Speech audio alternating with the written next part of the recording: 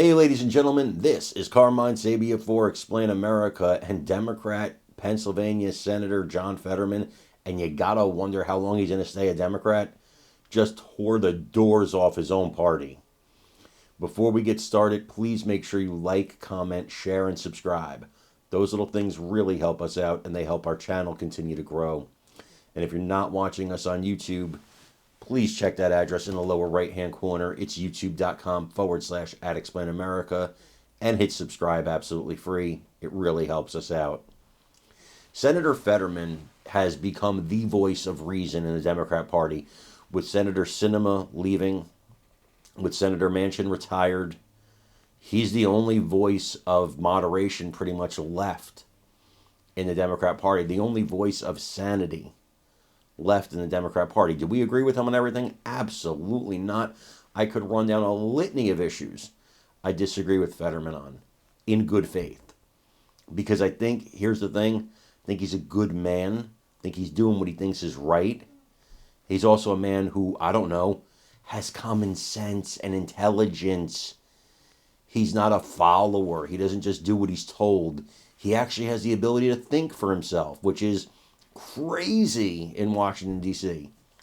People thinking for themselves, gosh, it gets you castigated. And people don't want to deal with that. They don't want free thinkers. You're supposed to just play follow the leader. And so I give Fetterman credit because he's a leader. He's actually a leader. Because leaders take stands on certain issues. Well, the Democrats in the House apparently didn't want to pass the Laken Riley Act.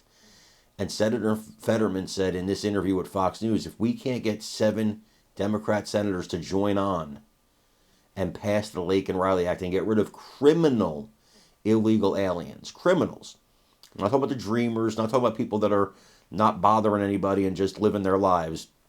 I'm talking about hardcore criminals. So if we can't get rid of hardcore criminals, then this is why we lost the election. This should be a no-brainer. I agree with him 100%. I want you to listen to what he had to say. Let me know what you think in the comments. Traction from our Senate colleagues interested in coming on board. Senator Fetterman, there are Democrats, obviously, who spoke out against this today. One of them, Congressman Raskin. Take a listen. Pick a crime, paste into it a template immigration law covering convicted criminals, and then require detention or deportation of certain persons merely accused of committing the crime or arrested for committing the crime. No due process required at all. This allows us to get up and demonize immigrants. So what do you say to that? You've signed on to this bill. Oh, well, I mean, I have a lot of enormous respect for my colleague in the House, but I just happen to disagree on this. And for me, just like my friend and colleague in the Senate, like, it's really common sense. And I'd like to remind everybody that we have hundreds and hundreds of thousands of migrants here illegally that have convicted of crimes. And why, I don't know why, who wants to defend to allow them to remain in our nation? That. And now, if you're here illegally and you're committing crimes and those things, I don't know why anybody thinks that it's controversial that they all need to go. Do you think that this was one of, if not the biggest issue for this election?